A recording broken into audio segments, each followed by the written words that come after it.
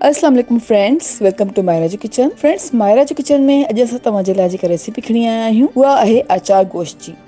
अचार गोश्त ठाहिण जे लाइ सभिनि खां पहिरियां हिकु प्याले में असां विझूं था कुटियल ॻाढ़ा मिर्च 1 टीस्पून, लूणु विझूं था 1.5 टीस्पून, तव्हां चाहियो त घटि या वधि करे सघो था।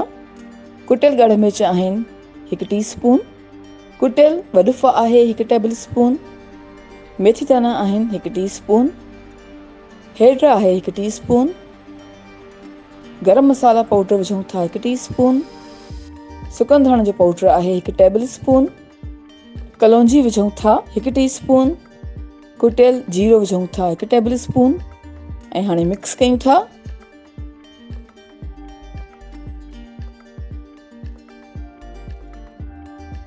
मसालनि खे मिक्स करण खां पोइ हाणे विझूं था ॾही 1.5 कप,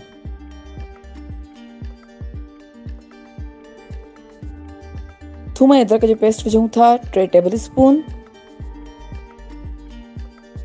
ऐं हाणे चङी तरह सां मिक्स कयूं था।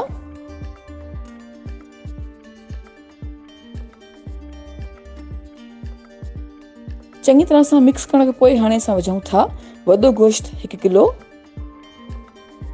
गोश्त विझी चङी तरह सां मिक्स कयूं था।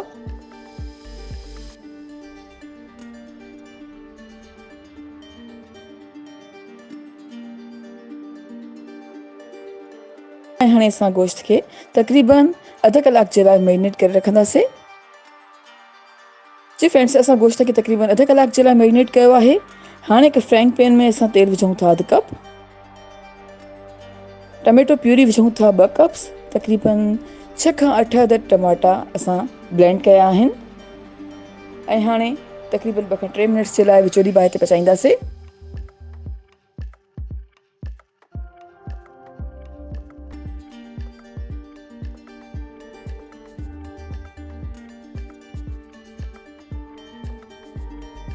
ॿ खां 3 मिनट्स ताईं विचोली बाहि ते पचाइण खां पोइ हाणे असां विझूं था मैरिनेट कयल गोश्त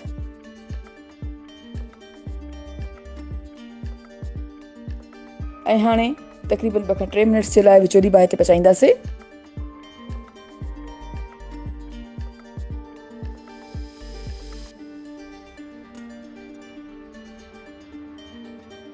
ऐं पाणी विझूं था 1.5 कप। पाणी विझी असां गोश्त खे उबरण ॾींदासीं।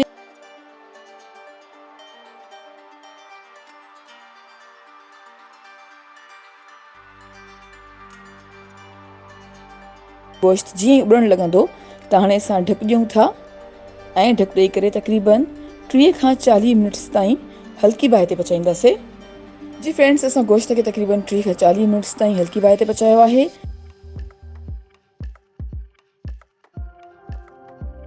हाणे असां विझूं था लीमे जो रस 1 टीस्पून ऐं सावा मिर्च विझूं था 6 अदद।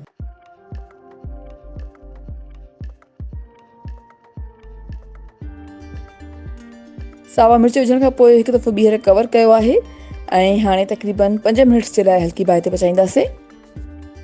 जी फ्रेंड्स, असां गोश्त खे ढकु ॾेई करे तक़रीबन 5 मिनट्स जे लाइ हल्की बाहि ते पचायो आहे ऐं हाणे असांजो मज़ेदार अचार गोश्त सर्विंग जे लाइ बिल्कुलु तयारु आहे। उमेद कयां थो तव्हांखे असांजी अॼु जी तमामु आसान ऐं मज़ेदार रेसिपी ज़रूरु पसंदि आई हूंदी। Thank you so much for watching. असांजी वीडियो खे लाइक कजो ऐं असांजे चैनल खे सब्सक्राइब ज़रूरु कयो। तव्हां सां इंशाल्लाह मुलाक़ात थींदी हिकु ॿी वीडियो में। तेसिताईं अल्लाह हाफ़िज़।